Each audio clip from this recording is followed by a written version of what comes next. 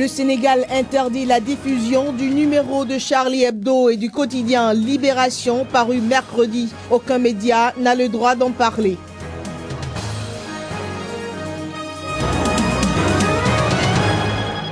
Kofi Annan, ancien secrétaire général des Nations Unies, convie les partis politiques nigérians à appeler leurs partisans au calme. Le but est d'éviter les violences à l'approche des élections.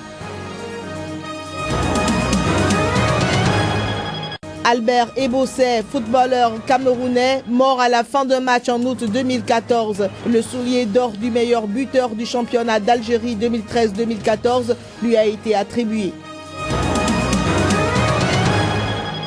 Bonjour chez vous, bienvenue dans ce rendez-vous des informations sur SICA.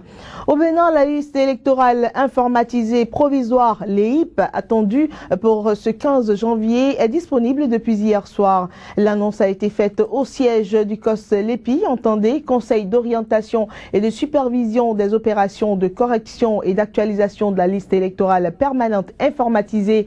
La structure disposée de 21 jours pour sortir la liste définitive, la LEPI. C'était à la faveur d'un point de presse. La substance de la déclaration du président du COS LEPI, Sakalafia, sur des propos recueillis par Joël Yetonji et Juste Donrissou. Le COS LEPI annonce officiellement ce jour, mercredi 14 janvier 2015, la disponibilité de la liste électorale informatisée provisoire LEIP. La LEIP que j'ai le plaisir de vous présenter aujourd'hui procède de la consolidation de toutes les bases de données issues des différentes opérations dans le serveur central. Elle est extraite du fichier électoral national de l'ensemble des citoyens de 12 ans et plus impactés lors du processus. La liste électorale informatisée provisoire est l'ensemble des citoyens âgés de 18 ans et plus au 31 décembre 2014, répartis dans les 7 914 centres de vote. Ils sont au nombre de 4 435 803 pour le moment, en attendant la mise en conformité de la liste avec la loi. Au terme de l'article 299 du Code électoral, la LEIP sera affichée à plusieurs endroits du village et du quartier de ville pendant au moins 21 jours ininterrompus. Il est plus que jamais attendu que tous les acteurs se donnent davantage la main pour gagner le pari de respecter l'échéance du 25 février 2015. Que le gouvernement, mieux que par le passé, dote le COS LEPI avec célérité les ressources additionnelles indispensables pour l'affichage. Ces ressources sont d'un montant de 500 80 200 francs CFA. La publication du dernier exemplaire du journal satirique Charlie Hebdo, dont la page de couverture porte une caricature du prophète Mahomet, a connu un franc succès. Elle a néanmoins suscité de nombreuses critiques dans le monde musulman. D'aucuns craignent que ce nouveau numéro, le tout premier après le drame, ne radicalise davantage les positions. Le premier numéro de Charlie Hebdo depuis l'attentat qui a décimé sa rédaction s'est arraché mercredi en France, alors que des autorités religieuses musulmanes ont mis en garde contre des réactions violentes après la publication d'une nouvelle caricature du prophète Mahomet. Si le numéro de survivants, dont le tirage a été porté à 5 millions d'exemplaires, avec à la une un dessin représentant la caricature du prophète Mahomet, a été vendu comme du petit pain en France, en Égypte et au Maroc par contre, la chose a suscité une certaine indignation. C'est une continuation de la lutte entre l'islam et l'Occident. Aucun des deux camps n'a intérêt à voir se prolonger cette confrontation. Ils ne doivent pas blasphémer avec les religions de cette façon. La liberté d'expression ne signifie pas que j'ai le droit d'offenser le prophète, surtout quand je sais depuis le début que cet acte va provoquer les musulmans. Je ne suis pas contre la liberté d'expression, mais ils ne devraient pas agir de la sorte. Le portrait du prophète tenant à la une de Charlie Hebdo, la pancarte « Je suis Charlie », brandie par près de 4 millions de manifestants dimanche dans les rues de France pour défendre la liberté d'expression, avait déjà provoqué des remous dans le monde musulman. En France, les principales organisations musulmanes ont appelé la communauté à garder son calme et respecter la liberté d'opinion. Justement, ce premier numéro post-attaque de Charlie Hebdo a été interdit de diffusion par tout moyen au Sénégal. Il en est de même pour le quotidien français Libération qui publie également une caricature du prophète Mahomet à la une. Tout média qui s'aventurerait à aller contre cette décision s'exposera aux lois et règlements en vigueur. Aucun journal sénégalais ni site d'information n'avait mercredi reproduit la une de Charlie Hebdo, journal non distribué en kiosque dans le pays, mais disponible dans certaines librairies. Le Sénégal, république laïque où la presse est libre et les censures de journaux rares, compte donc plus de 90% de musulmans. Plusieurs chefs religieux locaux ont dénoncé les caricatures du prophète par Charlie Hebdo. Le chef de l'État sénégalais Macky Sall, également président de l'Organisation de la coopération islamique, a participé à la marche républicaine organisée à Paris dimanche contre le terrorisme, s'attirant des critiques dans le pays. Eh bien, nous allons rester à Charlie Hebdo. Une semaine après l'attaque contre cet hebdomadaire, des voix s'élèvent, qui pour revendiquer l'acte, qui pour le saluer. C'est le cas d'Al-Qaïda au Yémen qui s'est approprié cette opération meurtrière de Paris.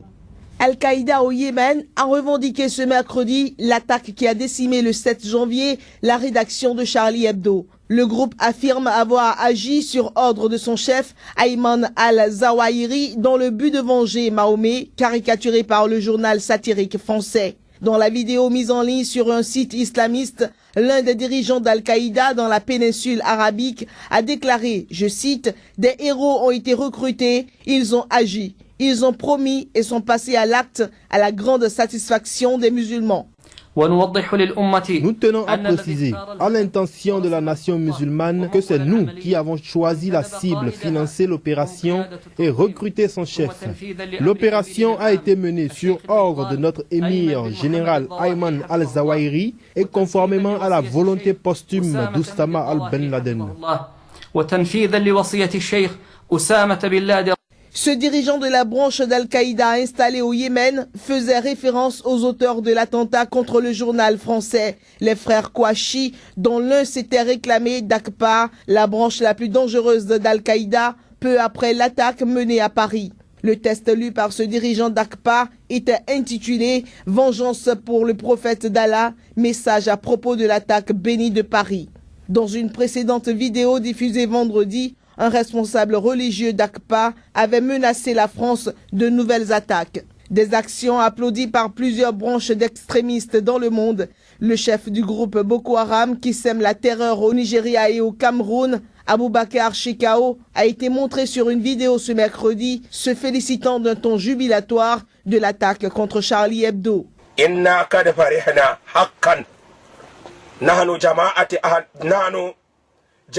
Nous, pratiquants du djihad dans la partie d'Afrique que l'on appelle le Nigeria, nous sommes contents de ce qui s'est passé en France.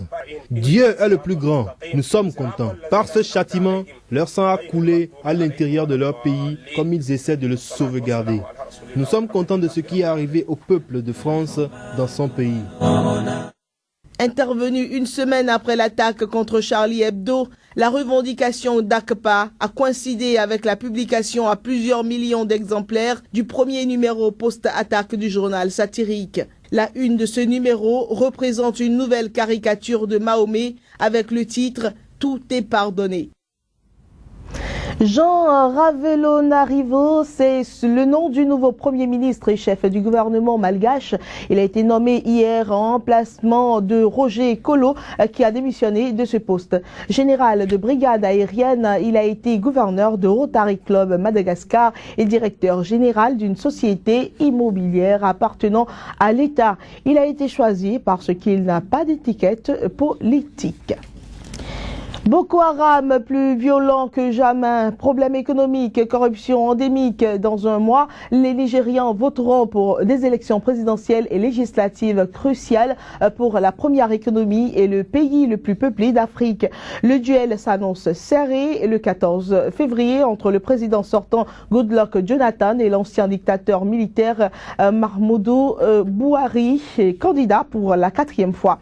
Pour certains observateurs, un second tour pourrait bien être nécessaire. L'insécurité est le thème central de la campagne. Dans un mois, les Nigérians voteront pour élire le futur président de la première économie d'Afrique. Goodluck Jonathan va tenter de briguer un second mandat le 14 février face au principal candidat de l'opposition, l'ancien général Muhammadu Buhari. La campagne électorale est dominée par le thème de l'insécurité, alors que le nord-est du pays est ravagé par les attaques du groupe islamiste Boko Haram. Des attaques meurtrières qui alimentent les critiques contre Goodluck Jonathan.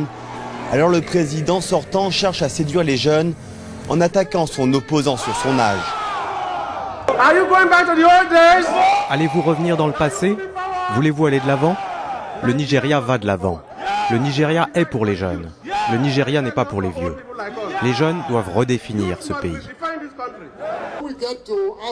En face, l'ex-général Muhammadu Buhari, 72 ans, se présente pour la 4e fois à la présidence. Musulman et originaire du nord du Nigeria, il s'est forgé une réputation d'incorruptible au fil des années. Un atout important dans cette puissance pétrolière, gangrénée par les détournements d'argent. Je n'ai pas été nommé candidat parce que je suis mieux que tous les autres candidats. Je le vois comme un hommage et une marque de confiance pour porter le flambeau de l'union pour sauver notre cher pays, le Nigeria, de ceux qui l'ont conduit dans l'état actuel d'insécurité, de pauvreté. Dans les rues de Lagos, capitale économique du pays et bastion de l'opposition, le besoin de changement est dans tous les esprits. La menace islamiste effraie, tout comme la situation économique. Le Nigeria est un grand pays, c'est un pays paisible, c'est un grand pays et nous avons besoin de paix. Les gens souffrent au Nigeria, nous souffrons dans ce pays. Pas de bonnes routes, pas de bons hôpitaux, pas d'électricité en continu, pas d'eau potable, pas de transport, rien n'avance au Nigeria. Mais le scrutin pourra-t-il se tenir dans de bonnes conditions ? La commission électorale a d'ores et déjà indiqué qu'il était impossible d'ouvrir des bureaux de vote sur l'ensemble des États où sévit Boko Haram. Des irrégularités sont à craindre. Clairement, les forces de sécurité doivent faire plus pour protéger les gens, non seulement avant les élections, mais en général. Nous avons eu une escalade de la violence ces 12 derniers mois, et maintenant, plus de 20 villages et villes importantes sont sous le contrôle de Boko Haram. Donc, davantage doit être fait. Les enjeux sont considérables pour le continent africain. Le Nigeria, avec ses 178 millions d'habitants, est le pays le plus peuplé d'Afrique. En 2014, il est devenu la première économie du continent, malgré une fracture entre son nord sous-développé et un sud prospère où se concentre l'industrie pétrolière. À un mois de cette échéance électorale, l'ancien secrétaire général des Nations Unies, Kofi Annan, a demandé mercredi aux partis politiques nigérians d'appeler leurs partisans au calme afin d'éviter les violences dans le pays. Le Nigeria a la plus grande population de notre continent et a la plus grande économie. Il joue un rôle majeur sur la scène internationale, en particulier en ce moment où il détient un siège au Conseil de sécurité des Nations Unies.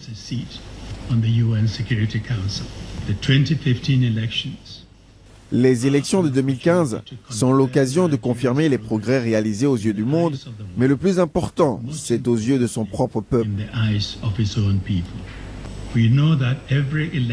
Nous savons que toutes les élections depuis 1999 ont été risquées et marquées par des violences. Beaucoup de gens avec qui j'ai parlé sont inquiets par le fait que la violence pourrait une fois de plus défigurer et saper le processus électoral. Je supplie tous les Nigérians, et en particulier les acteurs politiques, à ne pas mettre en danger les progrès étonnants du Nigeria. Le soulier d'or du meilleur buteur du championnat d'Algérie 2013-2014 a été attribué hier soir.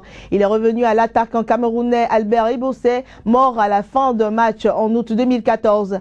Albert Ebossé a été le plus efficace de la saison avec 15 buts marqués sous le maillot de la JS Kabylie. Il est décédé le 23 août à la fin d'un match perdu à domicile, touché par un projectile lancé des tribunes par des supporters mécontents. C'est sa mère qui a reçu hier le prix du meilleur buteur qui lui a été décerné. Ainsi prend fin cette édition, mesdames et messieurs. Merci pour votre attention.